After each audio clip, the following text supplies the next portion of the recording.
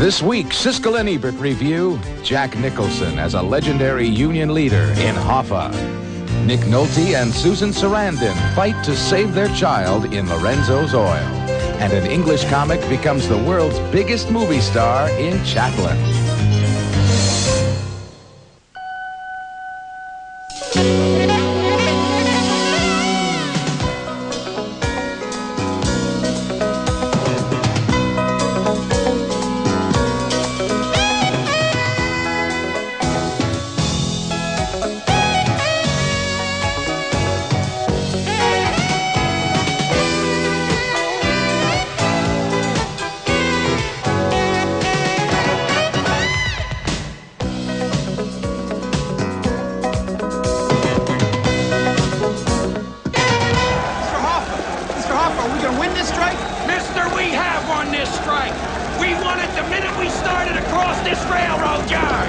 Jack Nicholson plays the abrasive Teamsters boss Jimmy Hoffa in Hoffa, one of 5 new movies we'll be reviewing this week on Siskel and Ebert, and we'll also review other major holiday pictures, including Chaplin and new movies starring Susan Sarandon, Nick Nolte, and Ice-T.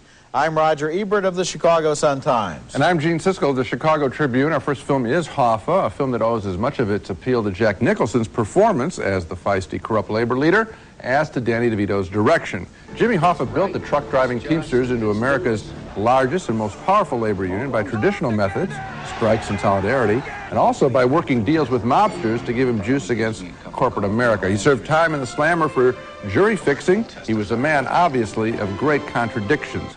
This film is weakest, I think, in its opening scenes of heroic labor actions led by the young James R. Hoffa. Everything looks too pretty.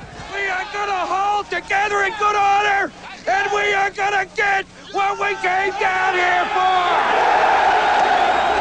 But the movie gets rolling when Hoffa begins making deals with mobsters. Together, they'll develop a pension fund for corrupt investments. Questa è la questione. This is the question. Perché non ammazzo questo? Why shouldn't he kill you? Se fosse nel posto mio, cosa faresti? He said if you were in his place, what would you do?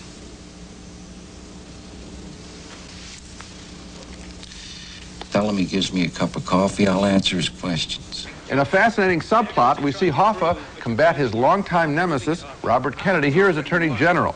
Bobby wants to put Jimmy behind bars. The Justice Department has plenty on you, Mr. Hoffa. You don't impress me, and your office don't impress me, and your family don't impress me. Bunch of rum runners. And I don't need $300 million, and my brother elected president will whop your ass.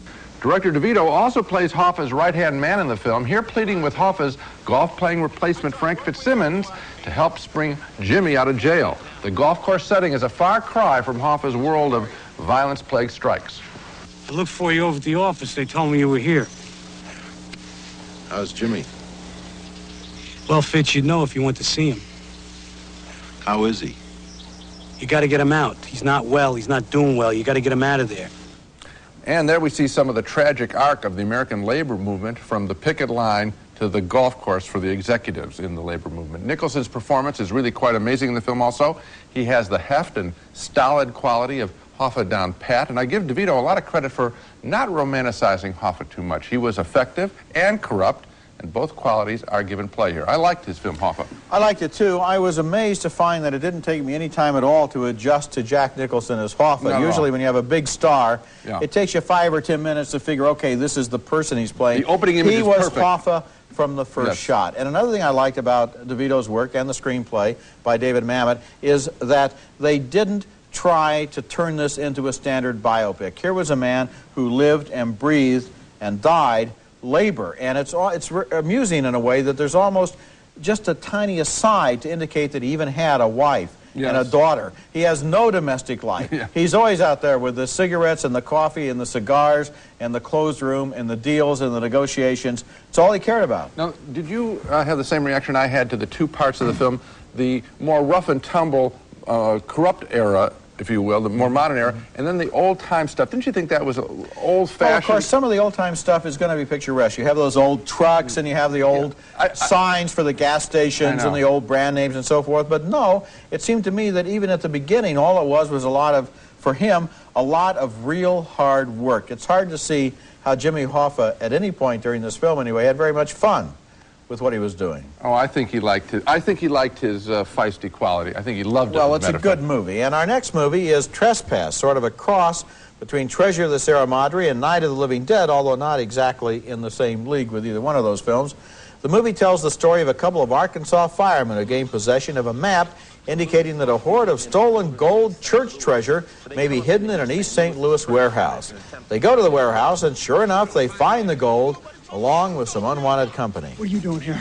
I live here. What you think, you dumbass? I've been hiding in the back ever since you come. What's your name? Bradley. Well, guess what, Mr. Bradley? You're trespassing here. That's Bill Paxton from One False Move as one of the treasure hunters, along with partner William Sadler, and Art Evans is a homeless man who stumbles across them. This abandoned site has attracted other company, including a street gang, that chooses it for an execution. You got to slow this down. This situation does have an explanation.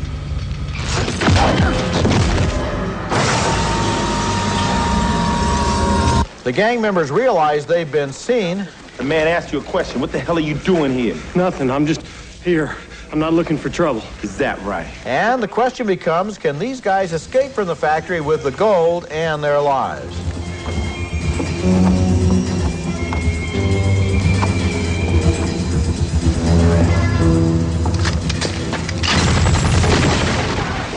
Trespass was directed by Walter Hill, a male action specialist whose credits include 48 Hours and The Warriors, and who knows his way blindfolded around a plot like this.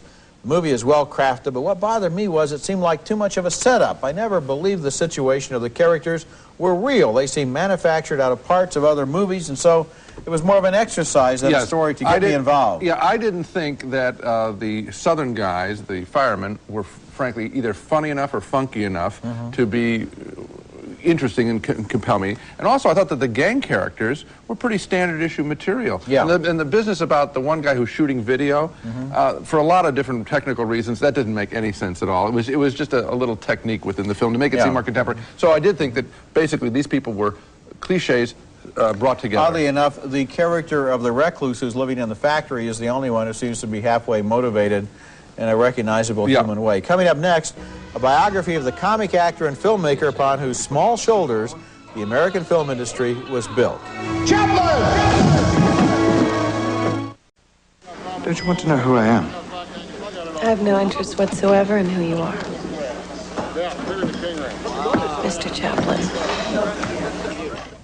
That's Robert Downey Jr., quite effective at recreating the on- and off-stage personalities of Charles Spencer Chaplin, the Little Tramp. Richard Attenborough's biographical film moves and fits and starts. We don't need all of the titles that tell us exactly when and where the events are taking place. But I'm still recommending Chaplin because I think it's a good portrait of a political artist under fire late in his career. We first meet Charlie Chaplin in England as a variety show player. He travels to America and is brought to Hollywood by producer Mack Sennett, Dan Aykroyd, who can't believe the young man standing before him is the same performer who played an old drunk in a music hall show he saw.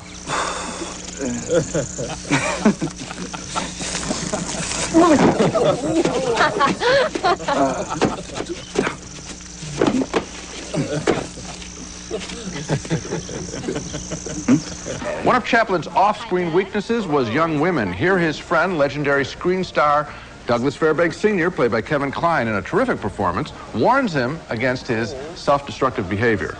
You are a truly strange fellow, Charles. A young man of what, 29? And who's this fellow escorting? Why, Mildred Harris, that intellectual giant of 16 who still sucks a thumb. Another strong character is Chaplin's older brother, Sidney, played by Paul Reese. He becomes the manager of Chaplin's empire, and together they get their working-class mother released from a mental home in England and bring her to America. I've dreamed of this moment for years.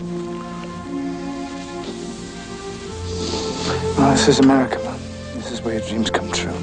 The film also goes on to cover Chaplin's political activism in the 30s, the best part of the movie, and how he offends J. Edgar Hoover, who will hound him after he becomes head of the FBI.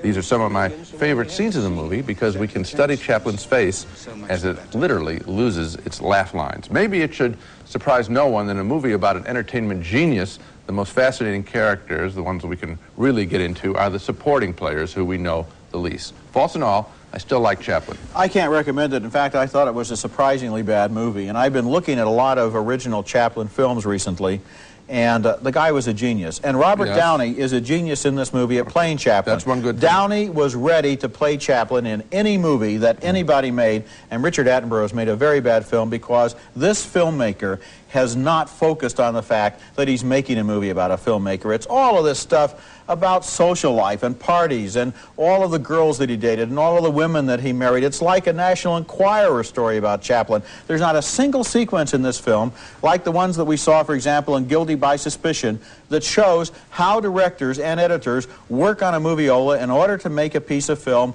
work. And we know that Chaplin rehearsed and for hours, that he did the same take 20, 30, 50, 100 times, that he spent days and days in the editing room to make those films. And this movie kind of indicates that it was just all genius, and he just kind of was inspired. No, I don't that's why he was so great. No, I don't think so. And the political Roger. stuff is all murky too, Gene. It doesn't really level with us. I think it isn't murky at all. First, I'll take that part. The political stuff, I think, is very clear. The guy was suspected, he was basically suspected of being a communist, and offended Hoover, who used his sexual proclivities, Chaplin's, to try and get him out of the country. That's number one. I think it was very direct and clear on that. Second, in terms of the movie stuff, it would have been a better film if it had done some of the things you say. But there is a long sequence with Max Sennett where we see the effort that is required in getting the film right. There's a long scene there. It wasn't. Well, it was. But you and I know enough about how movies are really made to know that even the scene that you're referring to was really faked for the mass audience and wasn't done in a way that it would have been done if a real movie were being made. It shows improvisation on Chaplin's part, and Sennett having the smarts to let the guy go with his thing. That's what I mean. It's like Chaplin immediately comes up with something and Sennett says, boy, that's great. I mean, that's not how Chaplin achieved his effects. He did it through a lot of thought, a lot of work. The film would have been better if it had done some of the things you said. Okay, when we come back, Susan Sarandon and Nick Nolte play parents who cannot learn to be patient when their child is dying of a rare disease. Lorenzo's Oil is next. We are not asking, Doctor, for your anguish or your applause. We are asking merely for a little courage.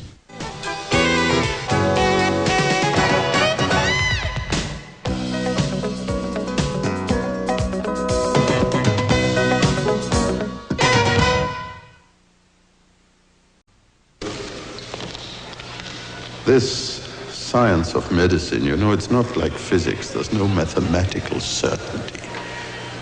And because we deal with human beings who suffer, it can appear heartless. I know. Nick Nolte there in a scene from Lorenzo's Oil, arguing with a scientist played by Peter Ustinov about an approach Nolte thinks might help to cure his son of a rare and fatal disease of the nervous system. Ustinov is sympathetic, but he argues that these things take time. And time, of course, is the one thing the boy, Lorenzo, does not have. The movie is based on a true story of parents who defied and amazed the medical establishment by finding a treatment for the disease based on such a simple thing as olive oil. Susan Sarandon plays Nolte's wife, and the couple finds that even other parents of sick children are afraid to offend the doctors. We are merely asking you to disseminate information. You're even going to teach the doctors back where Loretta and me come from? We call that arrogance. Arrogance? The disease is named adrenoleukodystrophy, or ALD, and it affects only little boys, paralyzing their nervous systems. The parents of some of the victims are in an uproar when they learn that the couple has had sensational results with their revolutionary oil treatment. You're not going to get any insurance company in any government to support you unless you have the approval. And the only way to get the approval is through thorough testing. That's what they told the AIDS people about AZT, but they fought for it and they got it. Because they were dying. You didn't have time to wait for your dying. They were heading our loans yesterday. I want that oil. The parents put their lives on hold to be at Lorenzo's bedside, and Sarandon's performance is heartbreaking as she demands almost superhuman performance from her son's nurses. Well, I'm paid to nurse, not read stories. And you've decided that his mind doesn't need as much nurturing as his body? What mind? Lorenzo's Oil is the kind of movie that starts slow and then gathers enormous power, sweeping you along to a conclusion that is all the more affecting because the film is based on fact. I know that the story of this disease and this treatment is an incredible exception, that most diseases are not cured just because somebody is stubborn and has a bright idea. But the story of Lorenzo and his parents is incredible all the same. It takes on a special meaning at a time when AIDS and cancer patients are also obsessed by what they see as foot-dragging by a complacent medical establishment. The movie is an emotional and intellectual triumph, and the performances by Sarandon and Nolte are risky and courageous. Well, I'll take one exception with the last thing you said. The performance by Nolte may be courageous because he has to put on this Italian accent, but it is not a good performance. I think it's a mistake there. Every time he spoke in this film, I winced. I don't think it's very good. I think it was a mistake to try and force him into that accent completely. At the same time, you're quite right about the film. It does have a building steam quality to it.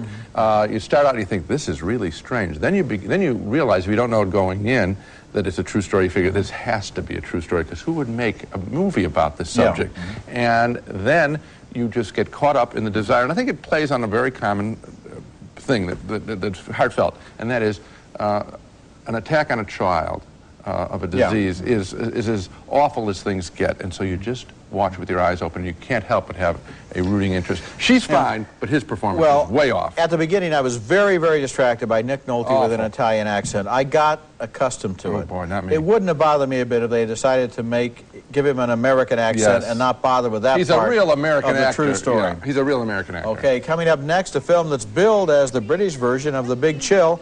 It's Kenneth Branagh's Peter's Friends. We've just got the 3 days, Max. It would be nice to make it into the house at some stage.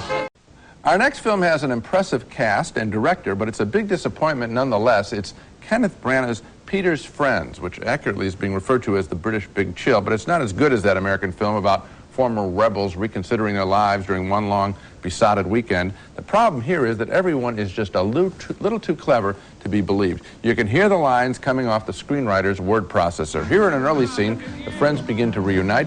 Branagh plays the husband of an American TV star played by Rita Rudner. Darling! Did you bring a surfboard? No, that's just Carol. Oh, ignore him. He's a monster. Hi. Carol, it's a joyful gorgiosity. Oh, and what's all this then? It's called a pot belly, Andrew. We have those in England, along with culture.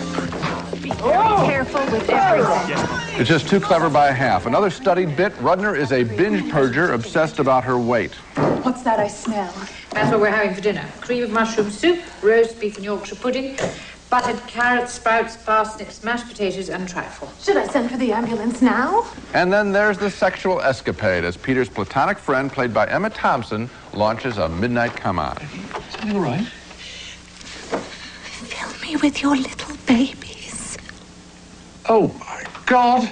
That's Stephen Fry as Peter, and his character, in fact, all of these characters made my skin crawl. I didn't believe in the reality of any of them. They all seemed precious. I didn't find their performances all that convincing either. I wanted some unpredictable moments, some dead patches, some real pain and humor, not a bunch of smart alecks. In short, I didn't like Peter or his friends. Well, given the fact, Gene, that this is considered to be a comedy, I didn't really miss the dead patches or the pain. I enjoyed this movie as an entertainment. I thought the people were funny. I thought they were charming. I thought they had some funny lines of dialogue. I enjoyed their company. It's not intended, I don't think, to be insightful in the same way that The Big Chill is. It's a comedy and it's funny. And it isn't, but if you're putting together a group of characters, Roger, and we're going to, this is a 10-year reunion, and they're getting together, then there has to be some point to it. And I thought it was more than just sitcom material, because that's all that's here, and it didn't have the credibility of sitcom material. Well, you're missing the whole plot involving what Peter has done with his life and how Vera, the housekeeper, really cares about him and is disappointed. Well, now you're saying there are some Of course there are some very interesting things, and at the end there's a reason why they're all together, But I think that they are not believable, not a single one of them. Well, I believe them. When we come back, our video pick of the week, a bestseller created entirely on computers. Siskel and Ebert's Video Pick of the Week, brought to you by Orville Redenbacher, the first and last name in popcorn. Now it's time for our weekly video selection, and my pick this week is a current national bestseller on tapes and laserdiscs called Beyond the Mind's Eye. It's a selection of state-of-the-art computer animation with music. Images like this glistening metallic robot that remind us of mainstream movies like Terminator 2. One day, computers will be able to create entire movies, and the visual possibilities are breathtaking. Look at where this shot takes us.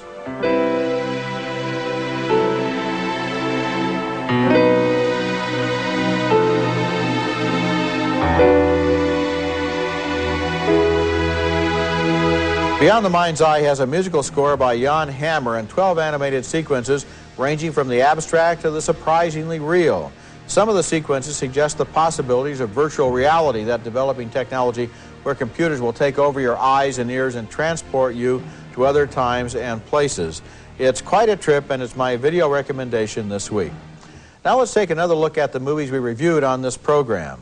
2 thumbs up for Danny DeVito's Hoffa with a strong, abrasive performance by Jack Nicholson. 2 thumbs down for Trespass. The treasure hunters held hostage. It just wasn't convincing. A big disagreement on Chaplin. Gene admired Robert Downey Jr.'s portrait of the comic genius, and so did I, but I thought the movie was tabloid stuff. 2 thumbs up for the powerful drama Lorenzo's Oil, although Gene felt Nick Nolte's Italian accent didn't work. I agreed, but I was eventually able to accept it. A split vote on Peter's Friends. I enjoyed the laughter and truth-telling of their reunion. Gene thought the characters were phony, and so Hoffa and Lorenzo's Oil is a movie that, for a lot of people, is going to be a real strong experience. And I think you're right to praise Susan Sarandon. She right now is at the top rank of American actresses on film. That's it for this week. Next week we'll be back with our year-end look at the best films of 1992. That's next week. And until then, the balcony is closed.